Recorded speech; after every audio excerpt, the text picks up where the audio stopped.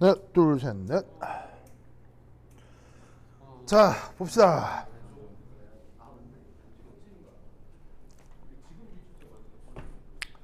보자, 보자. 어디 보자.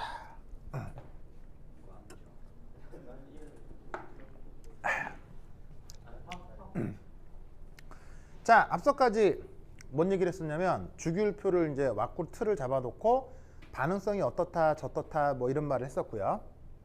그 다음에 여기에서 1쪽, 2쪽, 뭐 17쪽, 18쪽 이런 이제 이름들도 한번 써봤습니다. 뭐 어쩌다가 영어 책을 보다 보면 이런 말이 나올 수도 있거든요. 16쪽에도 사실은 이름이 있어요. 자, 16쪽에 누가 있죠? 대표적으로 16쪽으로 여기에 산소가 있거든요. 바로 그 밑에 황이 있고요. 그래서 16쪽에도 이름이 있는데 이름을 켈코진이라고 합니다. 그래서 이제 켈코진이라고 하고 우리말 번역은 산소촉 뭐 이런 이름을 쓰기도 해요. 근데 이제 뭐 아주 영어로 된 책 읽으면 나오는데 여러분들 학교 교재가 영어 책인지라 책에 나올 수도 있어요, 그렇죠? 그래서 이제 한번 써봤습니다. 자, 그다음 전자배치. 그다음. 자, 여기 있습니다.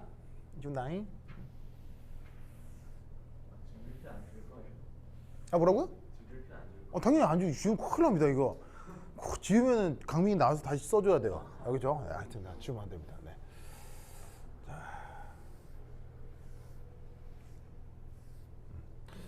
그 다음, 자, 네 번째 맞죠? 네 번째.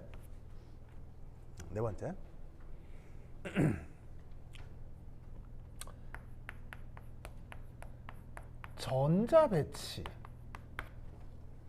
자, 지금 얘는 이 전자배치의 어떤 규칙성을 통해서 주기율표에 대한 틀을 잡았잖아요. 그렇죠? 근데 아까 얘기했듯이 예상과 결과는 많이 다를 수 있다고 했죠. 그리고 그 예상과 결과가 반응성에서 차이가 날 수도 있어서 어떤 원소를 이사시켜 표현하기도 한다라고 했었는데 재밌는 건 이 전자배치에도 예외가 나타납니다.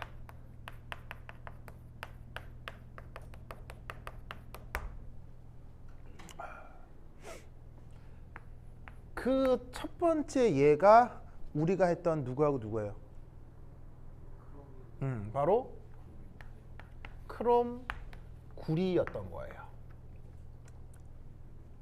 그래서 이해는 앞서서 얘기를 했었죠. 그래서 보시면 크롬하고 구리가 여기하고 여기에 있는 거지.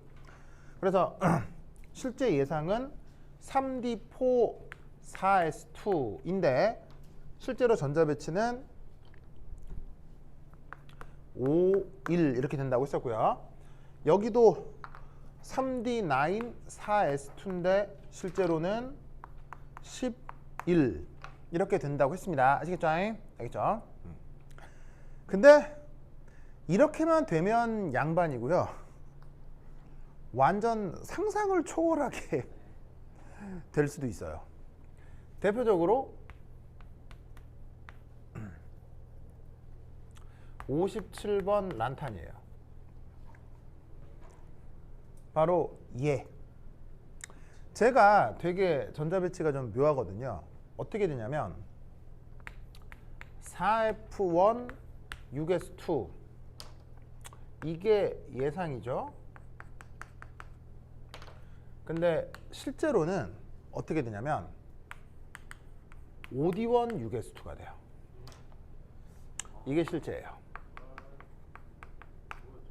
그러니까 F블록에 들어있긴 해서 4F1에 들어가는 게 맞는데 그 4F1 전자가 5D1에 들어갑니다. 아시겠죠? 그리고 재밌게도 58번의 란탄 다음의 원소가 누구냐? 세륨이라고 하는 애인데 세륨 맞을 거예요. 세륨이라고 하는 애인데 얘 전자배치가 4F2 6S2잖아요. 근데 실제로는 어떻게 되냐면 4F1 5D1 6S2가 돼요. 이게 실제예요.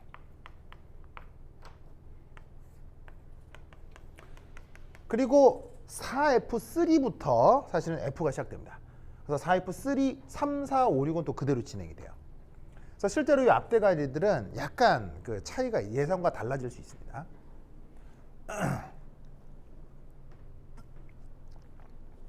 그런데 아까 그 크롬이나 구리의 전자 배치도 사실 화학적으로 중요하다 그랬어요? 화학적으로 별로 신경 안 쓴다 그랬어요?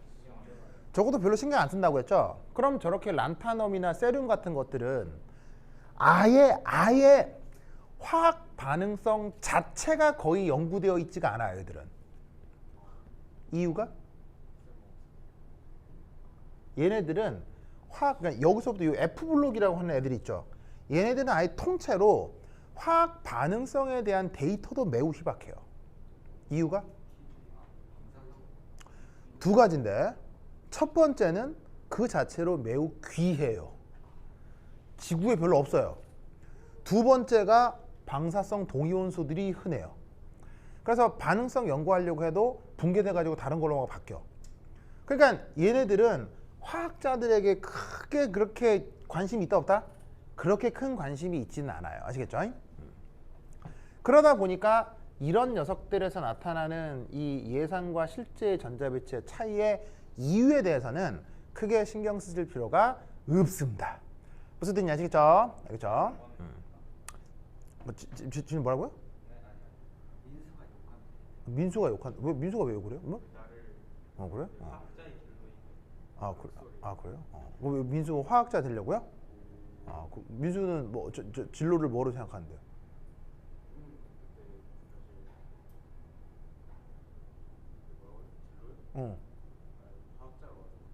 예?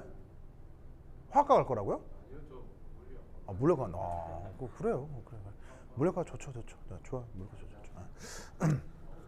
물리학과 가서 우리나라의 항공 우주 산업도 엄청나게 발전할 거니까 그 뭐 물리학과 가서 좋죠. 그러니까는 그 나중에 물리학과를 가서 이런 것도 가능해요. 뭐가 가능하냐면 지금 우리나라 이번에 나로호인가 쌌죠? 누리호인가 누리호. 나로인지 누린지 하여튼. 그런가? 이번 건 누리예요? 그거 여러분들 그거 어마어마한 업적인 거 아세요? 실패 아니에요. 실패 아니에요. 내가 봤을 때는 일부러 실패한 것 같은 느낌이 들어요. 마지막에. 왜냐하면 그게 중요한 게 아니거든요. 전략적으로 아주 어마어마한 결과예요. 하여튼 어마어마한 결과야. 그래서 지금 우리나라의 그 우주 개발 기술은 지금 미친 듯이 발전하고 있는데 놀라운 건 그 누리호 발사하는 기관이 어디예요? 항우연이죠. 뭐 줄임말이에요? 항공우주연구소. 그러면 이 연구소에서 제일 높으신 분은 뭐겠어요? 연구소니까 항공우주연구소에서 제일 높으신 분은 항공우주연구소장이죠. 소장님이에요, 알겠죠? 근데 이 소장님이 국가행정수반에 뭐 있냐면요. 여러분, 우리나라 국가행정수반에 제일 높은 사람 누구예요? 대통령. 대통령 밑에 누가 있어요?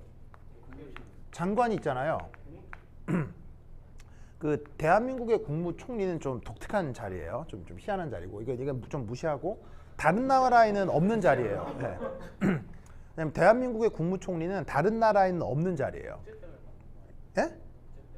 예, 맞습니다. 이게 이 박정희 시대 때 독재 정권을 미화하기 위해서 좀 만든 자리가 국무총리 자리여서 다른 나라에는 없는 자리입니다. 그래서 대한민국의 국무총리를 다른 나라 외교부에서 대하기가 되게 어려워요. 왜냐면 자기 나라에는 없는 자리이기 때문에 이걸 대통령으로 대해야 될지 총리로 대해야 할지 되게 애매한 자리입니다. 뭐 여하튼 대통령 밑에는 장관들이 있죠. 그 장관들이 누구에서 제일 높은 사람들이에요? 무슨 부에 제일 높은 사람들이 장관이잖아요. 그러면 뭐냐면은 뭐 국무부, 내무, 국무부는 미국이겠지. 뭐 국방부 장관, 뭐 내무부 장관 이렇게 하는 거잖아요. 그럼 부 밑에 뭐가 있어? 부 밑에 뭐가 있냐면 이변에 그 질병관리청인데 그 전에 뭐 질병관리 뭐 뭐였지? 지금은 질병관리청이 됐죠. 그게 뭐냐면 원래 보건복지부 장관이 있으면 부 밑에 청이 있는 거예요. 그래서 그 청에서 제일 높은 사람이 청장. 무슨 말 알겠죠? 청장. 그러면 소장은 어디에 있는 거냐면요. 청 밑에 있는 게 소예요. 국가행정기관에서.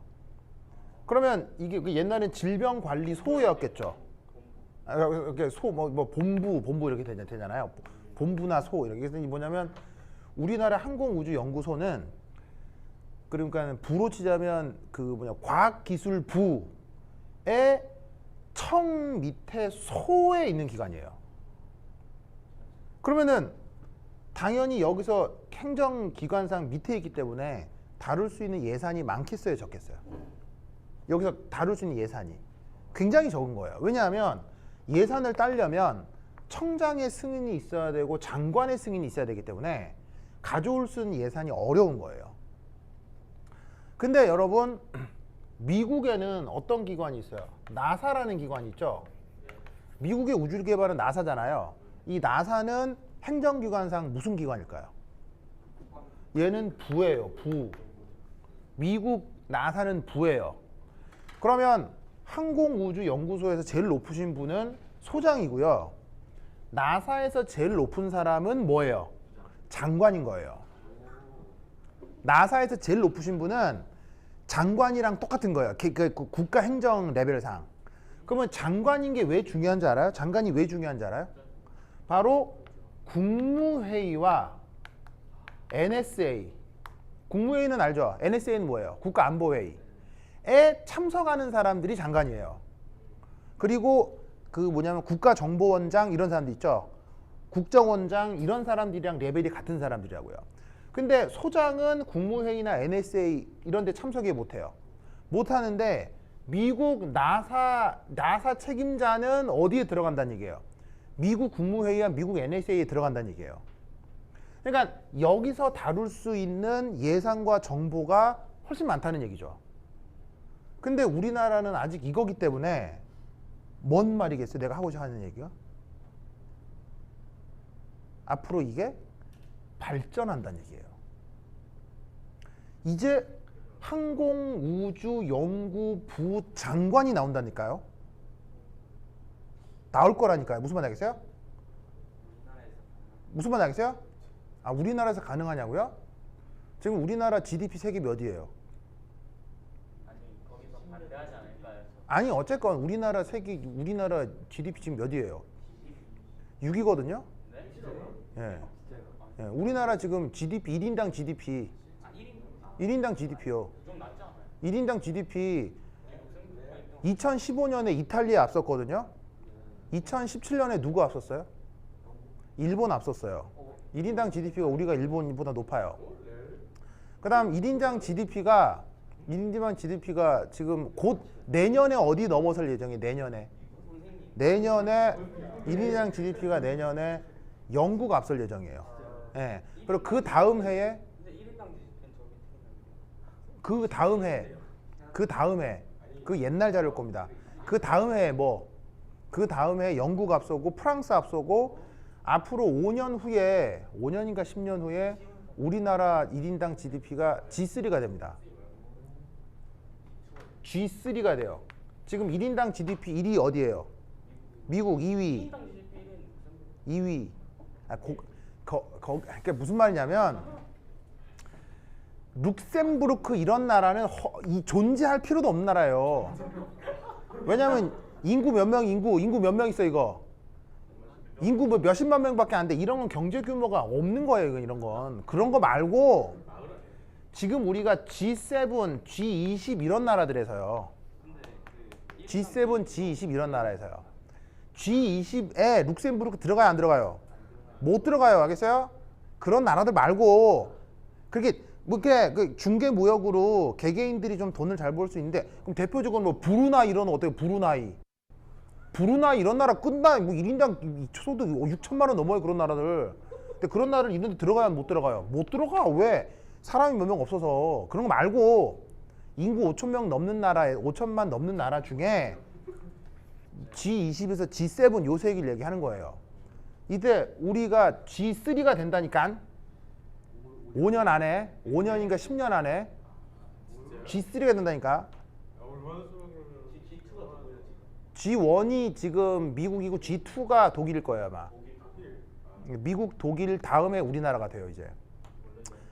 이게 내가 거짓말하는 게 아니고 최근 OECD 보고서에 이게 나왔어요. OECD 보고서에 이게 나왔다고. 그러니까 그러니까 내 얘기를 들으라고. 뭐냐면 그럼 내가 이 일을 왜 하겠어? 우리나라 좋은 나라인데 그 얘기를 하려는 게 아니고 이제 어떻게 되겠어요? 항공우주 연구 장관이 나온다고. 그러면 여러분들은 어떤 직업도 가능하다는 얘기야.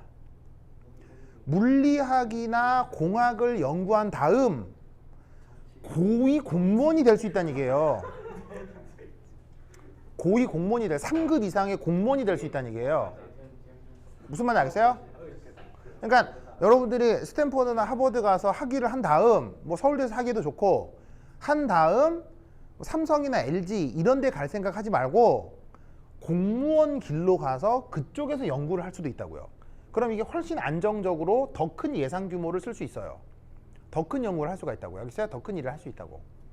근데 무슨 말인지 알겠어요? 민수 이런 생각 안 해봤지? 이런 생각 안 해봤지? 나중에 민수가 장관 된다니까? 민수 장관. 좋네. 그래서 민수가 국무회의도 들어가고 국가안보회의도 들어가고 하는 거야.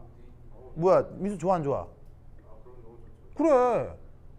내 무슨 말인지 알겠어요? 그러니까는 내가 옛날에 또 그런 얘기 했잖아. 그거 공부 열심히 해서 삼성, LG 갈 생각 하지 말고 어디도 좋다고? YG나 SM 가라고 했잖아. 그 얘기 안 해줬어요? YG나 SM 얘기 안 해줬어요? 진짜. 하여튼 공부 열심히 해서 이런 것도 생각하라고. 알겠어요? 알겠죠? 그럼 이런 자리가 삼성, LG 가는 것보다 훨 좋아요. 훨 좋아. 네, 그래서 내가 이게 미래를 예측하는 얘기들을 해줄 때 허투루 듣지 말고요. 그런 자리도 있겠다. 가능성을 항상 열어두라고. 만수 알겠니? 자, 그 다음. 자, 됐다. 자, 그래서 요런 의외성의 전자배치들이 있는데 그 이유에 대해서는 크게 고민하지 않으셔도 돼요. 알겠죠? 됐다. 그 다음 5. 자, 5가 마지막입니다. 여기 줄게요. 5.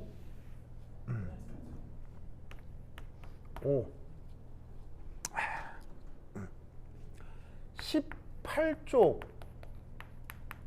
전자배치에 주의합니다. 자, 왜냐? 여러분 학교 시험 문제는 이런 게 나올 수 있어요. 난데없이 이거 전자배치 써라 이렇게 나와요. 이런 거 알겠어요? 뭐 난데없이 요런 거 전자배치 써라 이런 거 나와요. 당연히 뭐는 아닌 거, 예외성이 아닌 거 알겠어요?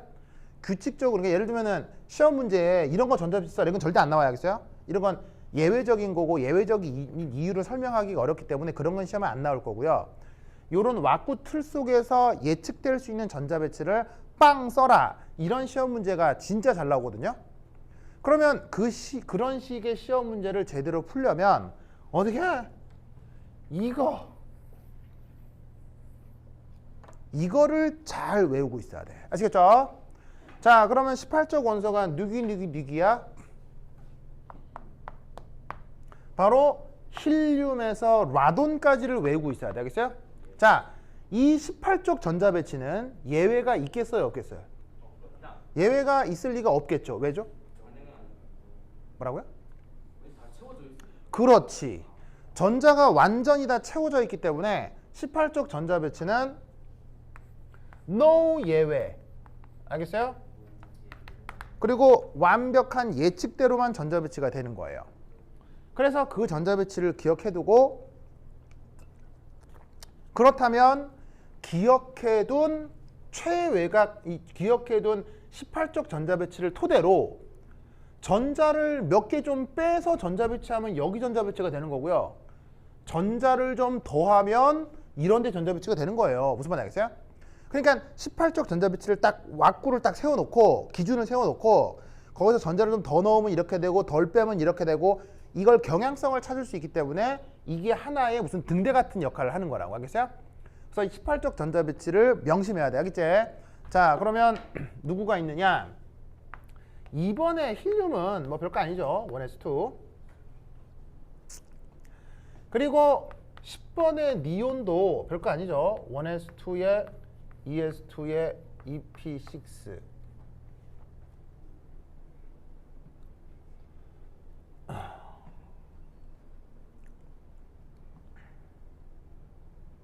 아시겠죠? 그렇죠? 그리고 18번의 알곤도 요까지는 큰 문제가 없다고요. 그죠? 그럼 18번 알고는 1s2, 2s2, 2p6, 3s2, 3p6잖아요. 그죠? 그 다음 이 중요한데 바로 36번 크립톤. 자, 이 전자배치 어떻게 하면 되겠어요?